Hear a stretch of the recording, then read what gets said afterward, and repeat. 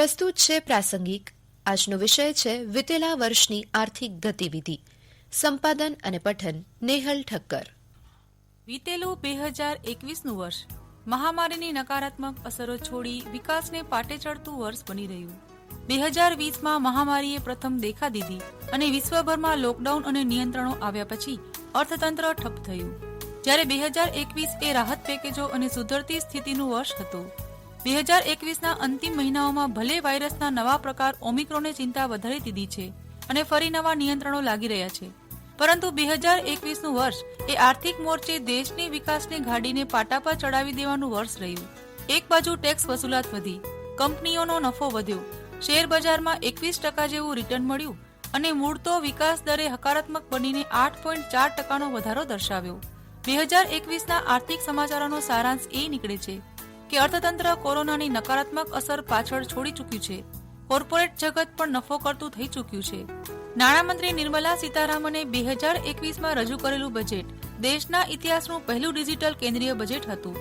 આ બજેટની કેટલીક મુખ્ય વાતો યાદ કરીએ તો વીમા કંપનીઓના દરવાજા વિદેશી રોકાણ માટે પૂરેપૂરા ખોલીને રોકાણની મર્યાદા 49%થી વધારીને 74% કરવામાં આવી. પહેલીવાર ડિજિટલ વસ્તી ગણતરી માટે 3,768 કરોડ ફાળવાયા. 75 વર્ષથી ઉપરના વ્યક્તિઓ જે માત્ર પેન્શન અને વ્યાજની આવક પર નિર્ભર હોય તેને આઈટી રિટર્ન ફાઇલ કરવાની જરૂર નથી. કોવિડ રસી માટે 35,000 કરોડ રૂપિયાની ફાળવણી થઈ.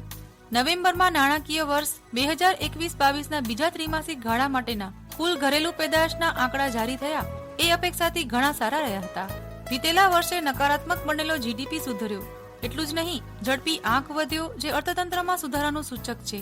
કેન્દ્રીય નાણાકીય ખર્ચમાં વધારો અને તેની સાથે વપરાશમાં વધારો તેમજ સારા ચોમાસાના કારણે બીજા ત્રિમાસિક ગાળામાં જીડીપી વાર્ષિક ધોરણે 8.4% સુધી વધ્યો હતો, જે તેના આગલા વર્ષે આ જ સમયગાળામાં ઘટાડો દર્શાવતા 7.4% હતો.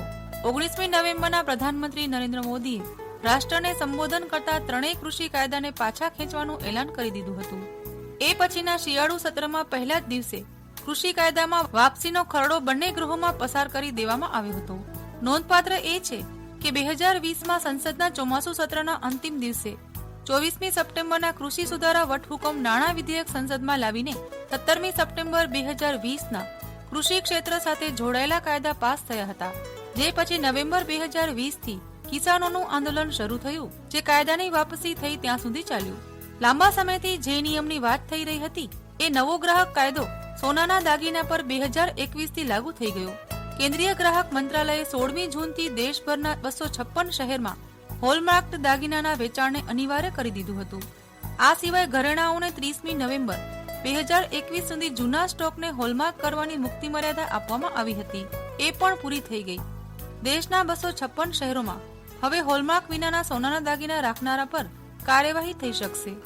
28મી જૂન 2021ના નાણામંત્રી નિર્મલા સીતારામને કોવિડ-19 મહામારીનો સામનો કરવા માટે રાહતના ભાગરૂપે ભારતીય અર્થતંત્રમાં સુધારા માટે 6,28,993 કરોડ રૂપિયાનું પ્રોત્સાહન પેકેજ જાહેર કર્યું હતું, જેમાં કોરોનાથી અસરગ્રસ્ત ક્ષેત્ર માટે લોન ગેરંટી યોજના અંતર્ગત 1.1 લાખ રૂપિયાનું એલાન કર્યું હતું.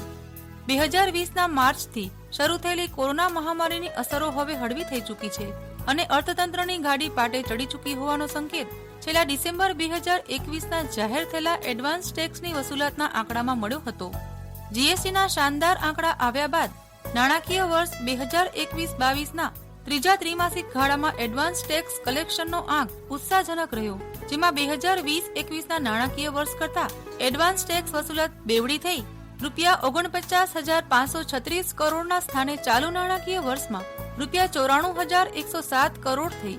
એ જ રીતે કોર્પોરેટ ટેક્સ વસૂલાતમાં 75%નો વધારો થયો, જ્યારે પર્સનલ ઇન્કમ ટેક્સ વસૂલાતમાં 115%નો વધારો થયો હતો.